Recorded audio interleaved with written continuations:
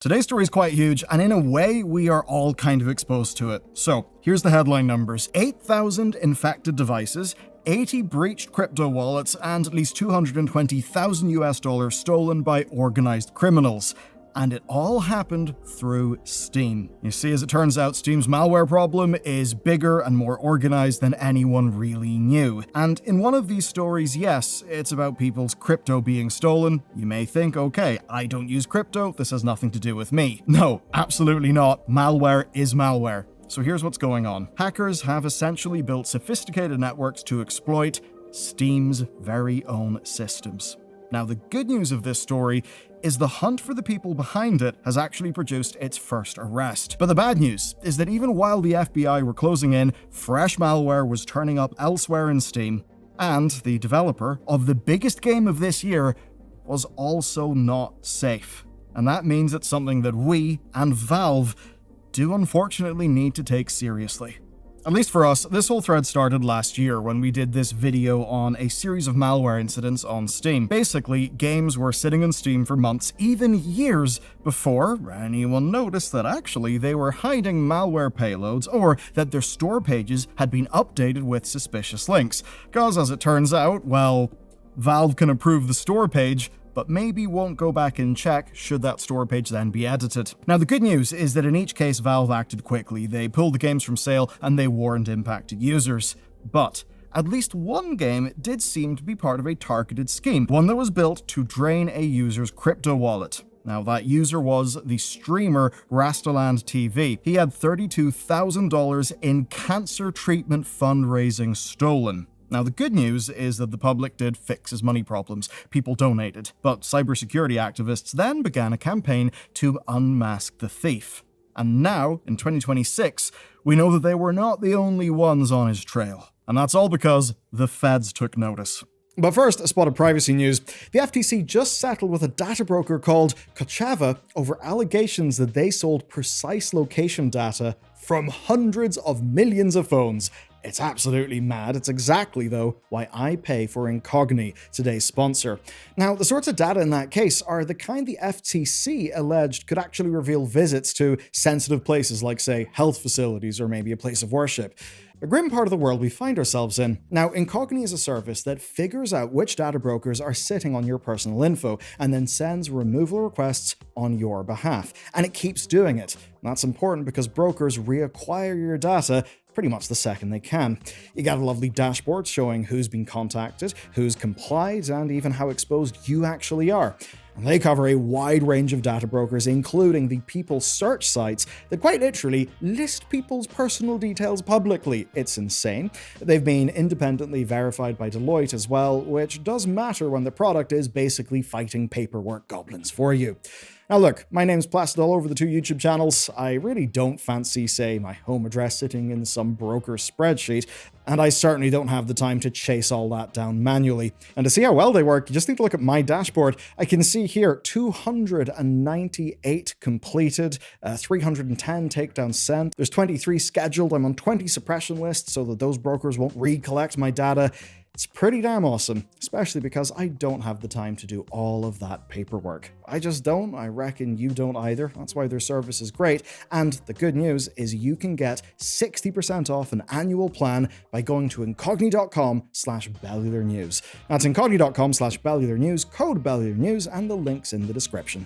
Okay, back to it. In March of this year, the FBI's Seattle office reached out to the public. Basically, they just wanted information on all of those games from last year, plus a few previously unidentified ones. They just wanted to know what was going on. Now, their belief was that a single threat actor was behind all of this. Now, remember that Valve are based in Washington, so that it's their Seattle office running this is hardly a surprise. Although, for the next story, well, we've got to go to the state of Florida. And the reason why is exactly what you would expect. Yep, Florida man did it again. This all went down about 4 months later when the FBI made their first arrest. It happened in mid-July, and we found out about it because of a Florida news outlet called Local 10 that reported on the arrest of a North Lauderdale man called Zaire Donatavius Marion Wilkins. Really rolls off the tongue. Now, while the criminal complaint doesn't name Steam directly, it does name several of the games that were identified in 2025. And what Wilkins was accused of was basically paying another individual to develop the malware and then working with a group to market these games. And the complaint basically describes the playbook that was used here. They would find someone with a large crypto wallet, they would then use bots to send them download links, and then, of course, the malware would activate.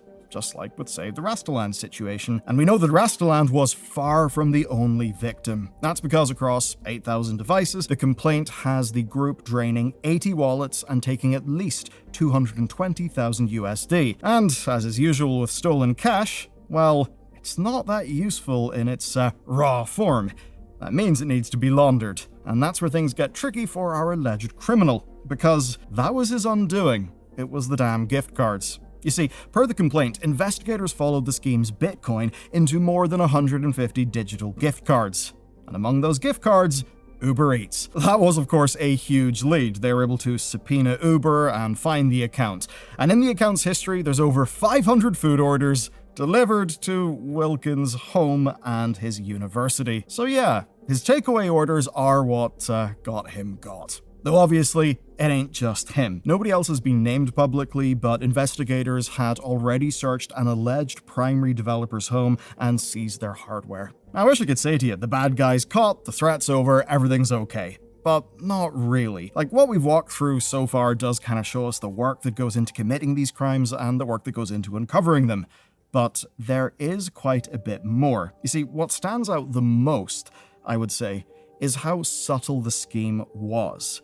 By which I mean, these were small games, tiny, that nobody knew of, that had to be directly marketed to even be noticed. And they basically traded off Steam being a trusted platform. That's kind of how they would get through people's normal cybersecurity defenses. And it's with that in mind that we move to the next piece of this story, because it's not just Steam games.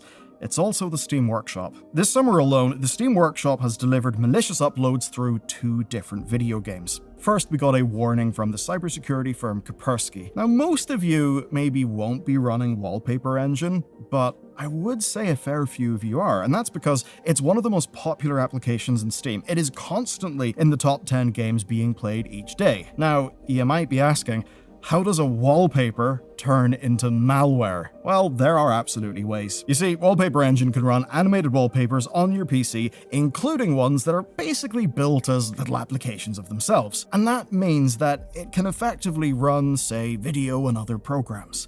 And since it's able to get around content restrictions and censorship in certain regions, some people actually use this for piracy and access to spicy video footage. People sure are creative, but what it all means then is that it's highly popular and the Steam Workshop page for it is just packed with stuff. Which of course does mean that if you can get people running your wallpaper, you can, if you're sneaky about it, kind of just run anything else you would like in the background. Now, Kaspersky found wallpapers carrying some serious malware payloads, and some of these had thousands, even tens of thousands of downloads, and especially in non-English speaking regions. And as it turns out, this has been going on for a while. And here's Kaspersky's very own example. A wallpaper discovered in December 2025 that seemed to work exactly as advertised, even launching an embedded desktop game with nothing visibly wrong. But in the background, to quote Kaspersky, it deployed the Dark Comet backdoor and installed a modified library designed to target Steam users. It harvested account information and hijacked active Steam sessions. That is fairly bad, and it's pretty much exactly what happened with another game. And it's one you may have heard of. It's Meccha Chameleon. Pretty much the biggest game of this year, at least in terms of some of the raw sales and download numbers. So what happened is, on the 15th of July, a map called Laser Tag Neon was added to the Steam Workshop for the game. Now, cybersecurity analyst Feint wrote up what happened next, and they give a really good account. Friends started telling them about command prompt windows just flashing up as the workshop maps launched, which is a little bit suspicious. And as it turned out, the map ended up containing a Unreal Engine 5 blueprint, which is basically its like visual coding thing. So it contained one of those, and after a lengthy, obfuscated chain of steps, it would launch a script. That script then reached out to an online server to download more malware. Feint later identified it as a remote access Trojan, which essentially means it's the kind that can hand an attacker just control of your PC. which is quite bad. Now you may be wondering, shit, I own that game. Do I need to worry? Well, probably not. And I say that because unless you downloaded that specific map and played it before the patch on the 25th of July that closed off the vulnerability, yeah, you're fine and you don't need to worry. Now, users did flag other maps which were suspicious, but most of those were pulled by the 25th. But the story does go deeper, because things got a lot more complex when the developers themselves get compromised by malware, and that is what also happened to Meccha Chameleon. And this is the type of thing that could have dire consequences. I mean, in the worst case, what could they push an update to the game that is malicious? Well, let's go to the developer's own statement that they put out after this happened through the official Steam page and Lemurian 1224's player-facing account. Their message basically is that the base game and its source files were never touched, and that all the sort of malware and problems, that those came through the workshop maps. Now, the breach on the actual developer side was, well, quite interesting, but it was purely their Discord.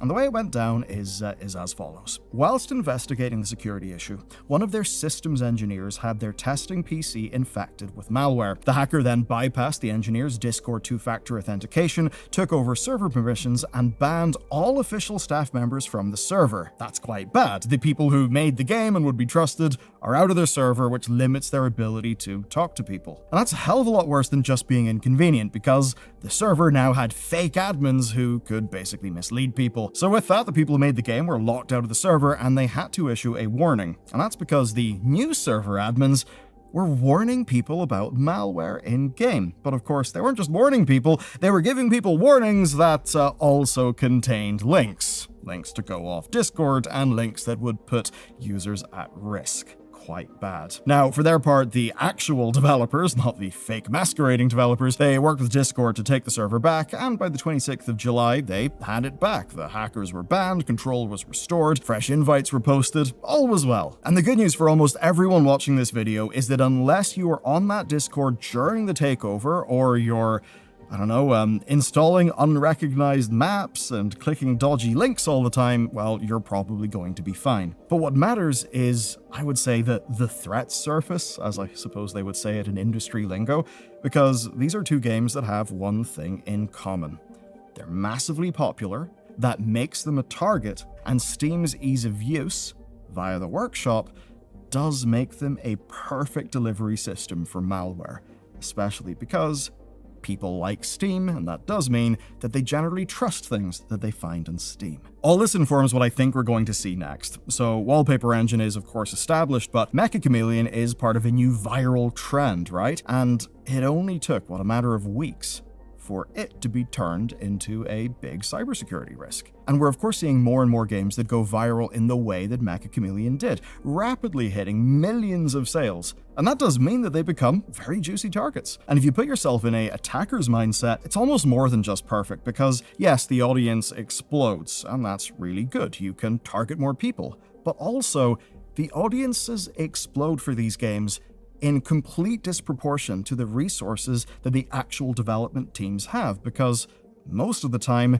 they're small little indie teams. That will of course mean they don't have vast resources and probably don't have deep cybersecurity experience. Now, at least in the part of the Meccha Chameleon devs, they have been relatively rapid about all of this, but the map was still up for 10 days before the vulnerability was patched. And with 15 million players feeding into the Steam Workshop, even a tiny hit rate can of course make an attack worth running. And so that means the eternal dance of cybersecurity will continue for Steam, for hackers, and for devs, just that now it's faster. It's faster and it's at a larger scale.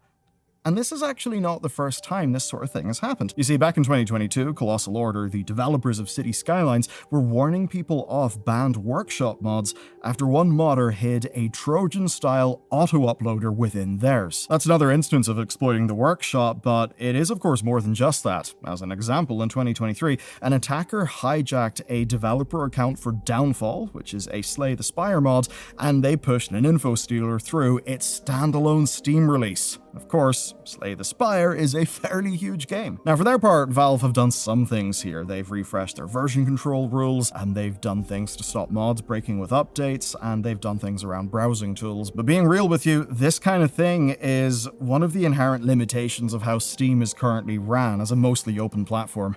Valve themselves can't catch everything. They likely don't have the resources to catch everything. Well, they obviously have the financial resources, but I think you get my point. They're not really big for setting up their company in such a way that they would take on more and more responsibility, especially in ways that would have them having to increase their headcount in a large way. So that's just going to be an issue for Steam, and it does mean that however few people this type of thing actually impacts, and however few people have been impacted thus far, though absolutely people have been impacted, fundamentally, a lot of the risk just gets offloaded to you.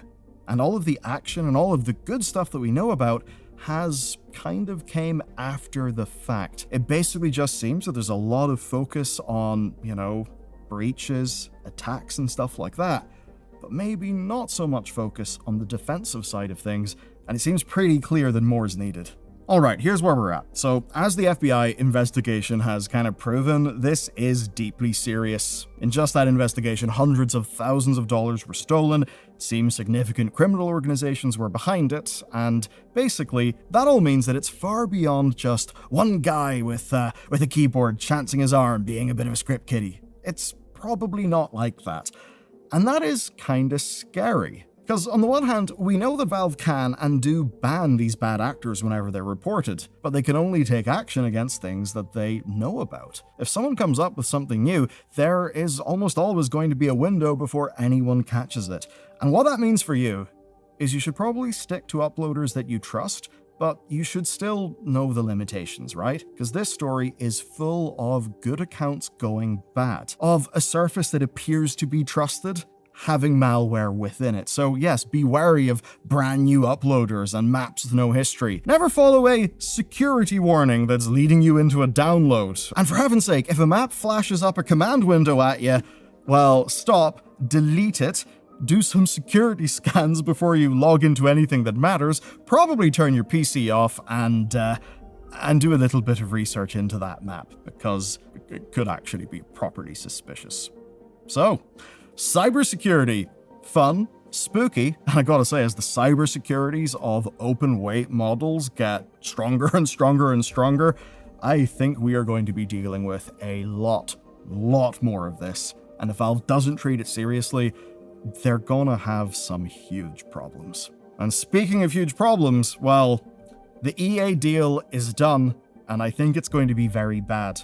You can learn all about that in the next video.